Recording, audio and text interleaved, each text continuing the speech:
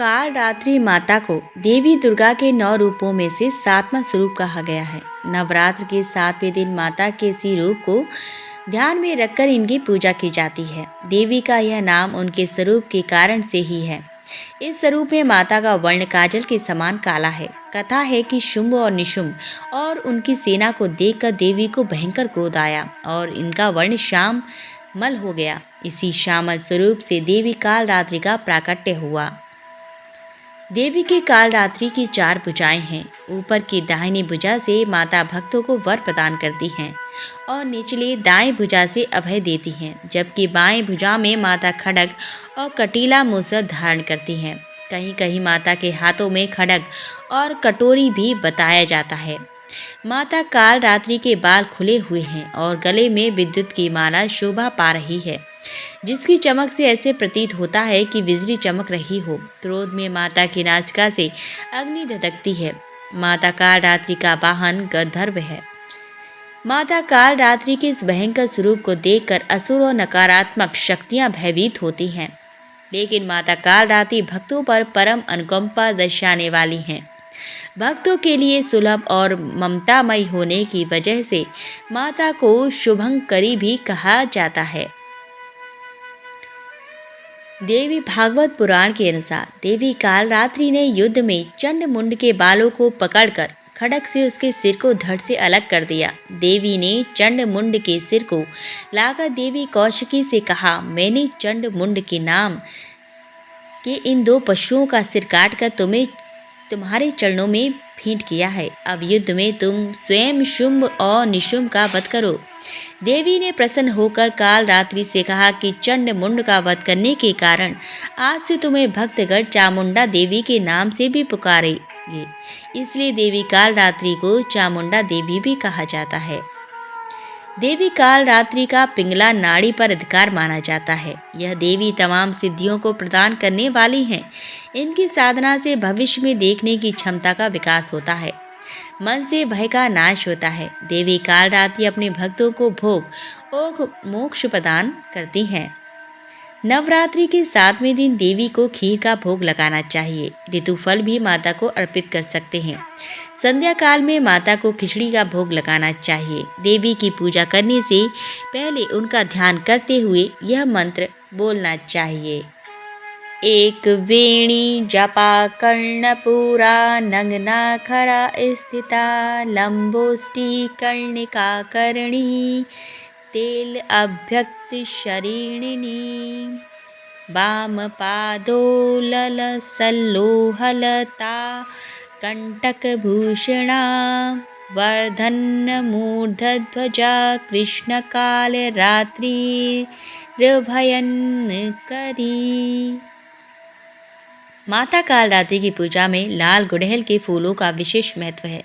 देवी को गुड़हल का फूल बहुत प्रिय है। अगर उपलब्ध हो तो 108 गुड़हल के फूलों की माला बनाकर देवी को भेंट करनी चाहिए। इससे देवी कालरात्रि अत्यंत ही प्रसन्न होती हैं।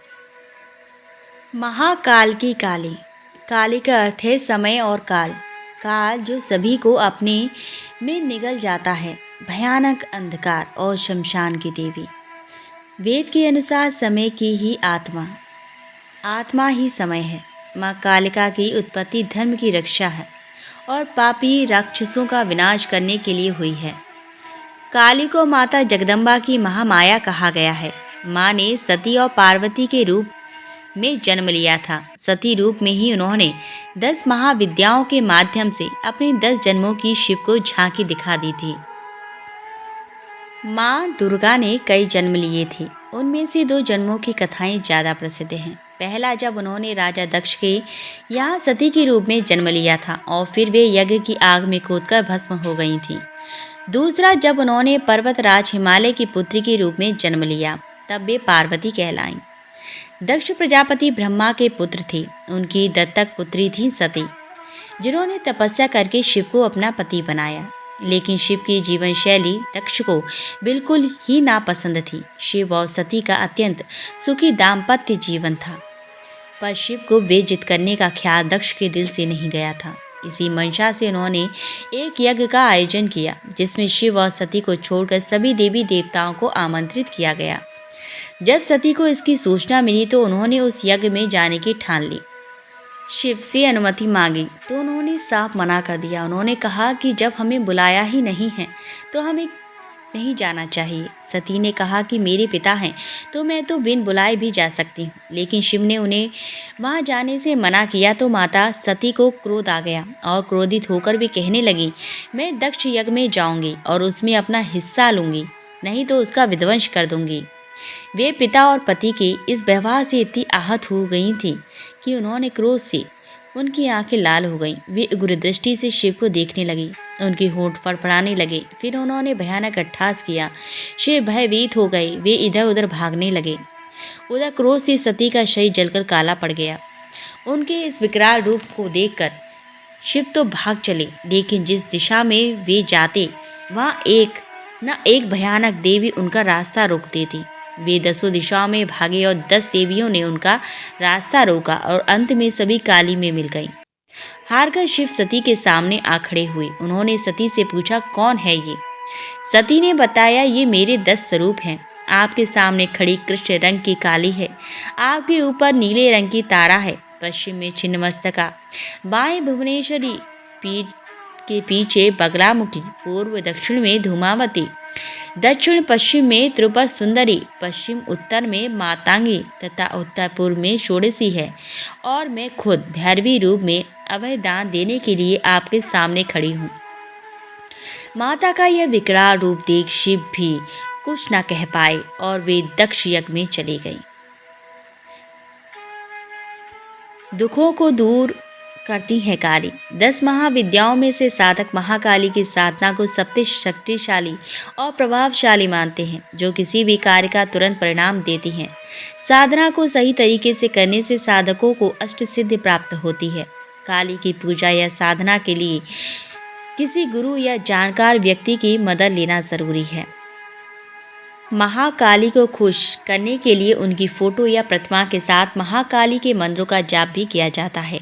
इस पूजा में महाकाली यंत्र का प्रयोग भी किया जाता है। इसी के साथ चढ़ावे आदि की मदद से भी माँ को खुश करने की कोशिश की जाती है। अगर पूरी श्रद्धा से माँ की उपासना की जाए तो आपकी सारी मनोकामनाएं पूर्ण हो सकती हैं। अगर माँ प्रसन्न हो जाती हैं तो माँ के आशीर्वाद से आपका जीवन बहुत ही सुखद हो जाता है। कालरात्रि और काली। दुर्गा के 9 रूपों में 7वां रूप है देवी कालरात्रि का, इसलिए नवरात्र के 7वें दिन माँ कालरात्रि की पूजा होती है। कालरात्रि माता गले में विद्युत की माला धारण करती हैं। इनके बाल खुले हुए हैं और गंधर्व की सवारी करती हैं, जबकि काली नरमुंड की माला पहनती हैं और हाथ में खप्पर और तलवार लेकर चलती हैं।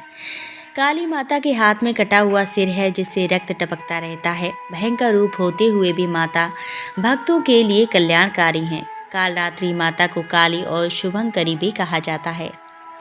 कालरात्रि माता के विषय में कहा जाता है कि ये दुष्टों के बाल पकड़कर खड्ग से उसका सिर काट देती हैं। रक्तबीज से युद्ध करते समय माँ काली ने भी इसी प्रकार से रक्तबीज का वध किया था।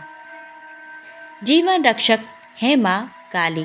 माता काली की पूजा या भक्ति करने वाले को माता सभी तरह से निर्भीक और सुखी बना देती हैं। वे अपने भक्तों को सभी तरह की परेशानियों से बचाती हैं। लंबे समय से चली आ रही बीमारी दूर हो जाती है। ऐसी बीमारियां जिनका इलाज संभव नहीं है, वो भी काली की पूजा से समाप्त हो जाता है। काली की पूजा पर काले जादू टोने टोटकों का प्रभाव नहीं पड़ता। तरह तरह की बुरी आत्माओं से माता काली रक्षा करती हैं, कर्ज से छुटकारा दिलाती हैं, बिजनेस आदि में आ रही परेशानी को दूर करती हैं। बिजनेस, जीवन साथी या किसी खास मित्र से संबंधों में आ रही तनाव को दूर करती हैं। बेरोजगारी, करियर या शिक्षा में असफलता को दूर करती हैं। कारोबार में लाभ और नौकरी में प्रमोशन दिलाती हैं। हर रोज कोई ना कोई मुसीबत खड़ी होती हो तो काली इस तरह की घटनाएं भी रोक देती हैं। शनि राहु के महादशा या अंतरदशा, शनि की 7.5, शनि की ढैया आदि सभी से काली रक्षा करती हैं। पितृदोष और काल सर्प दोष जैसे दोषों को दूर करती हैं। कालिका का यह अचूक मंत्र, इससे माता जल्द से सुन लेती हैं, लेकिन आपको इसके लिए सावधान रहने की ज़रूरत है। आजमाने के लिए मंत्र का इस्तेमाल ना करें। यदि आप काली के भक्त हैं तो ही करें।